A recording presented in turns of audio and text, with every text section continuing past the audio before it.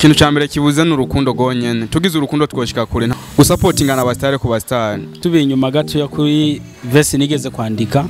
ivuga ati umuziki nibanga barizi barinumira huzuyemwe ifaranga batoyitubura inzira muri industry no kuvuga bamaze gushika imbere nibo bazi uti baronka amahera gute hatwege tukiduga urumva dukoresha effort zo wacu ariko ntacyo turonka gusa tubikora kubera tubikunda journalist barafise ingeso uratumwanya wawe uri kurandika indirimbo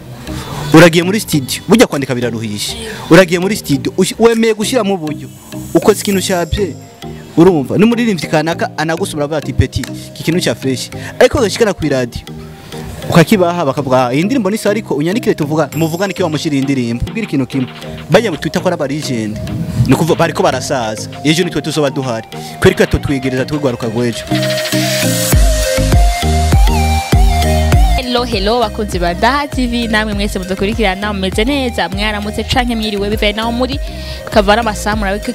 kigira dukore kuri micro Juliana Juju cute abazina bose mutanda yemera murabizi cameraman ni dossier cameraman wanje ndamukunda n'abavuze igihe cyose kubera ko niwe dukorana kandi turamwemera muri NDAHA TV turayibutsa kandi imbere yo gukora emission abatarakora subscribe bash kutubanya ntaco bisaba afite ndako gusa ntaco bigutwara hari abantu bakivuga ngo naravye ikiganiro cyangwa simona commentaire komanta basi nakiba andika basi mba bagishimye mutagishimye sima wandika hama tubone ko wadukurikiranye turabakunda gose muri boss biwacu mudaheretswa kura murabizi no munsi tukwenda n'ibihangange bitatu murabona ko ndi hagati yavyo ebana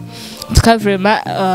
nibaza kari emission iryoshe hit gose kubera ko ni ryambere mu mbonye je imbere ya kamera ndi kumwe n'abantu barenga babiri batatu nk'uko anko abantu twemera cyane mu gihugu cyacu Burundi so reka tubahakanye bonyene umwe guti ciwe ashobora kwibwira wari kubera ko turabazi mugabo cyako batwibutsa ariko nitwo kuba nabwo hari abatabaza amazina hari ababazi ariko reka tubasabe bonyene ashobora kutwibutsa kaduhere mu kujyo kwanje allo fresh ça va bien neza ndameze neza ndashima ushaka twibutsa izina ryawe so Jenny Sirgaga Burundi ku rubuga rwanje rwa YouTube ni men Sirgaga woni Sirgaga Burundi shaka kuri YouTube kweri kibitse kuko Sirgaga no vuga mu majambo make ni n'umuntu yubashwe mu bisanzwe Sirgaga yavuye muri Sagaga ni wagihaye cyane ni nige bakwise nibyo bampaye babonye ko ubashwe cyane ko riboga wapi yavuye muri Sagaga cyabwa Sirgaga niho jyo hagusumba nari hawe n'umugenzi wanje cyane okay muri make utwa gute mazina yanje ni Irakoze Ernest Sagaga usanzwe riri okay ukuze muri Sirgaga Burundi abashakora ibikorwa byanje bashobora gukora kuri YouTube ni Sirgaga Burundi hama kuzindi mbuga ni Sirgaga Burundi hose okay mwamubise ndira uti mu kubafu kwanje naho allo ça va neza cyane gose abakunzi ba NDAHA TV turi kumwe turi kumwe muri kumwe na Levo Mtindo kweri ki utsuko nuko ndumuhanzi nyene hama nkabamenye uti aho nzohera siho nzohereza niko bisobanura badufasha egaharo bagiye badukurikira mugabo utazi indimi Levo Mtindo ntavyo tudufasha mu bisanzwe iryo zina giwanje rikoresheje indimi zibiri icongereza n'igiswahili Levo ni ntambwe hama Mtindo ni nka kujya usanga mu Kirundi bisaba ko no bivuga en detail birebire ariko Mtindo gusa ni kintu urumva kigishobora kiguma kiranga umuntu kanaka urabura kuko urafise ibikuranga nanje ndafise ibindanga cyo gituma rero navuze nambye kuranga muri make tugire translation direct ego turi kumwe n'undi hari akatumukana nawe nyasho kudondora allo yes okay meze neza ameze bien dufashe utwibutsa akazina kawe je ndakadi ngaho ibutsa kunzi ba NDAHA TV G Fab kweri kibutsa uko G Fab ubwa mbere na mbere iyo zatako kurimenya ko ari giwanje niga witeme twarigana n'umukobwa nanka sana urumva sometimes nkasanganise ku ntebe KG urumva na akamamagara KG haza KG ni biki mbohama ndabatse nyira abantu bazi n'ibiraza K ni iki K ni rufunguruzo je chashaka ko ari generation Fabrice ni uzo generation Fabrice ubuzere bicanye gamana urufunguruzo gurunganwe Fabrice keho bo urufunguruzo gurunganwe igufuri nayo ndugurura gusa siruga ugurari hugaye ngira ngo mwabumvise basha mwabumvise turi kumwe nabo Sirgaga Burundi Levo Mtindo G Fab nuko mba nihenze kuvuga hama dushaka buri wese adufasha akapela gato gusa kugira ngo umuntu wese abiganira ubusendiri mati ni nakabari kumwe donc agace gato ko turi benshi bava imisongira ngo saha yose ariko gace gato kugira ngo dufashe twugurure ariko baturaba uwo turi kumwe nabo hano baba bazi ndibaga batatu murayisohoye ndazi ko mu bitwaye butahura. Yeah, ninafanya kazi usiku na mchana, ila ni kama lana nilizaliwa na tafuta ila bado sijapata. Kuna nona yes, kuna kupata na kukosa. Maisha ni hatari paka na mimi na swadata. Neruka nubu zima sineruka nubu suma. Kingira mwamvise uzi ndimba kimwe turi kumwe no gamubona. Yeah, mbe waruzi ko abantu bagoye kubana usafiye gatoyo ugasanga uvyari umwana, mbe waruzi ko hari abagendana inzigo udekonye gatoyo ukaburiye ikiziriko, waruzi ko hari uwababajwe n'igisongi ngo kubera karyoshe byose kubera gatongi. Igisongi niki? Isongi indirimbo ya kubera karyoshe ya ngo kubera karyoshe byose kwamira gatongi. Merci beaucoup G Fab. Ya nuva bose bari the hip hop kirekana bavagire. Nakiba. Ya ereguribuka na ufasha abandi. Nanone kwisibuka ko turi ingenzi ko mbona kwisi ko twamana marira agera kumfuvya abapfakazi n'ibindi nawe itahimfuzi nawe itahimfuzi yo niri kuri YouTube nashyize ku ejo ngo narabonye amalinke vraiment kandi courage guhamangira mwumvise basha turi kumwe nabo amazina mwumvise kandi hama twashaka kumenya buri wese atubwire umuziki we yatanguye ryari vyagenze gute mu ncama kikuya ko turi benshi murabibona kandi ndahera ku kuryo ngenda ko bamfune nkuko vyamye mu bisanzwe natanguye kuva kera men ingiye mu muziki nk'uwingiye muri Buja Flavor kwa niko bayita Buja Flavor ninje 2020 niho natanguye gushaka indirimbo yanje ya mbere kuri YouTube ya yitwa Hola nalimba na Frank Duniano na Kitumino Robertson niyo ndirimbo ya mbere nasize kuri YouTube ya ndirimbo zinga indirimbo ariko indirimbo zitatu hariho mpore hakabaho hora hakabaho na maisha nakoranye na Levo Mtindo ubona turi kumwe ngaho. Merci beaucoup. Levo Mtindo atanguye ryari ufite indirimbo zinga kuri YouTube yawe? Ya je natanguye 2017 hama nkabafite indirimbo zishika 5 kuri YouTube. Ego umva natanguye nka kera mu bisanzwe sindi umu legend ariko bigenda gute watanguye 2017 gafite 5 watanguye 2020 gafite 3 ya je narakora gose narakora kuko urabizi yuko umwe afite umwanya we wo gukora ya nawe nyere si nkuko ngo yasize ko zitata ariko arafite ibindi bikorwa muga afite umwanya birekurirako nshatse kuvuga ko weka imyaka myinshi mugatandirimbo nyinshi tubonako no kuvuga ko jewe nkagiye mu bisanzwe kubera ico gihe natangiye umuziki mvuga ati reka ndawukore kabisa ko namaze kuzirecord ziri ngaho buri kwezi nararekora video zinga video ni imwe n'iyindi gusa twakoranye na BFS iri studio session nyine twakoresheje gukora muri studio session mu ndirimbo ibibazo ndaze benshi barayizi iyo video ibibazo urimwo nka Levo Mtindo kubera twayikore muri studio si video official ariko ni studio session. Studio session hari abantu badashaka kwitaba dufashanye igiki nije video mukorera muri studio muri ko murarecord indirimbo donc bakabona gusa bigaye mask n'ibiki mask na uboneka uri kurafronga kugira batumenye kukuraze ko twari dukoranye n'umuntu nyene yakomeye ngaha tuzi mu Burundi yateza kugikora kujya kugira baze baratumenya BFS ni mwakora indirimbo abandi nabo bigenda gutubasha kugaragara muri kumwe nabo canke nikibazo kiba hagati yawe nabo ikibazo kihaba je sinomenya ariko vyose bivana na effort z'umuntu communication n'abantu kicisha bugufi nta bindi BFS waramuronse turavyumva ko mwakoranye iyo ndirimbo abandi nabo tukitege n'abandi bande canke nta bushaka ahubwo ndacafise urugenda cakomeza bande uvuga ati aba bantu vraiment ico bamahirwe yo korana nabo twokorana ni benshi mu nk'akarorero nka mu Burundi je nifuza gukora n'abaririmbyi bose turavyumva kubera ko umuririmbyi nawe ariko sho bwati uyu muntu vraiment aranyinspire donc uyu muntu ndumva nyene hamwe no ronka chance ati tukabona tugapanga akarere twokora umuziki ninde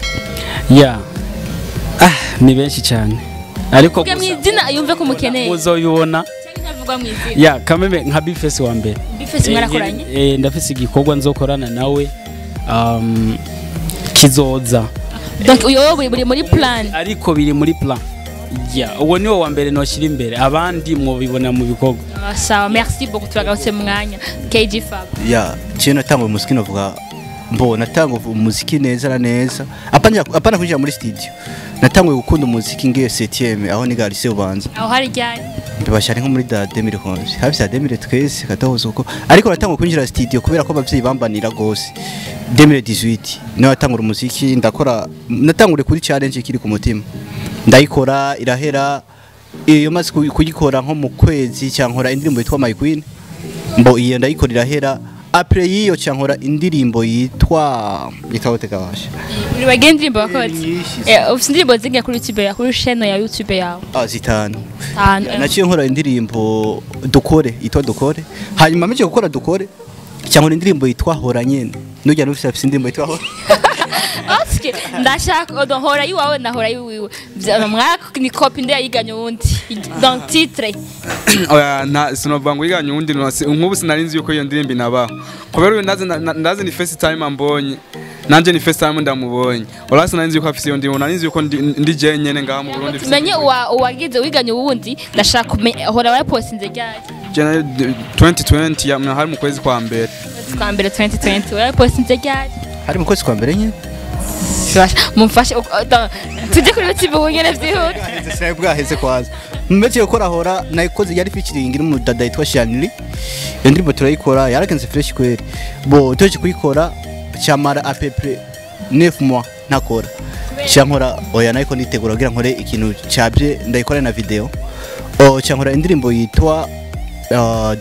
fasha abandi donc itanga message kumfuvye n'abapfakazi ari nayo nakoreye nakina nkora na video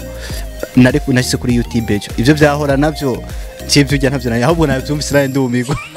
ayo narise freo nawe uzwiganye undi muri ngeke birashika ngira ko twimvira don amasije arahura ariko uko biri kose ariko amatitre vraiment afanga posting ngira ngo bagize namba rimba hip hop yarimvye muri hip hop nemvye muri R&B waje muri hip hop yeah ariko none n'importe quoi ariko titre kwa zihure koma nako oya onyine umvurije iyo ndirimbo yiwanje ni ndirimbo ntisa n'izindi ndirimbo twatumenye ngaha mu Burundi no kunikoze ubwa mbere ni indirimbo twarivye mu Giswahili amakorasi yumvirije iri mu Kirundi hora umviri mu Kirundi mu givyo twaravye biri mu Giswahili urumva biri different sana yeah ego hama turazi ko abaturi kumwe n'abatende bese mu muziki w'Uburundi ko usanga hari abo tumenyereye gose ko twumva iminsi yose ko nituka makuru y'abandi nyine murabizi none dushaka kuba n'abantu bose niwo mwazo turabaha muri iki gihe hama ndashaka mutugire nkamwe industry y'umuziki ni defo iyihe agahaza kayibona muri mu muziki wacu ibihaze ni byinshi cyane sinzi ukuntu sinoshaka kubivuga muri mayanda biheze gusa igikuru nuko twokorana ingufu tugashira hamwe twese tugasupportingana niho twoshika kure gusumba ya shaka kuvuga ati iki kintu vraiment urabitse ko ntaho uri mu kintu urashaka kuvuga ati naho ndi muri iki kintu vraiment ndabona ikintu kigenda neza nushaka kumenya ikintu cyambere kibuze n'urukundo gonyene tugize urukundo twoshika kure nta kindi kintu novuga kibuze urukundo gute ngo ushaka kumenya urukundo gusupportingana abastare ku bastare wo guha link yiwe rwose yawe posting kawaida kweli n'umusana namba ntamuzi jewe indirimbo yo ndayipostinga kuri ndayipostinga simpaka ngo tube tuzinanye n'abandi bagiye barabigira nkuko nye twoshika kuri ubwo ati habuze urukundo gusa nta kindi yeah ça merci beaucoup leva mtindo nkibona kibuze mu muziki wacu ya muri industry subiye inyuma gato ya kuri verse nigeze kwandika ivuga ati umuziki nibanga barizi barinumira huzuyemwe ifaranga batoyitubura inzira urumva muri industry no kuvuga bamaze gushika imbere nibo bazi uti baronka amahera gute hatwege tukiduga urumva dukoresha effort zacu ariko ntacyo turonka gusa tubikora kubera tubikunda cyo no saba gusa ni bwa bumwe tugakorera hamwe nivyo byo dufasha gusa nta bindi yeah imisi yose dukora ama emission abastar cyangwa abo twitaho tutakubona bavuga ngo nzi ubumwe gute ushaka mutubwiye ni gute mushaka ubumwe hagati yanyu nka mugenzi wanje Sirgaga uko yabivuze rwa rukundo no kuvuga iyo ukeneye gukora ikintu ugahanuza mugenzi wawe cyanke mukajyana kugira gufasha musaka za guhanuza yeah none yobuzwa niki akavuga ati je ndafite abantu kanaka babizigirwa ngira ngo abafisa bahanuza ugiti ciwe mugabo ntibaze none hari umuntu abura bahanutse bariho hari umuntu akora ikintu kubera avuga ati je ndiyemera reka ngende ndagikore bo tugiye turafashanya kuri ivyo tukongera supportinga ku bintu byo nk'amalinki munagwaye link ukayiha na mugenzi wawe ya nka kujya batubwira umusengero tubwira mugenzi wawe uti Yesu aragukunda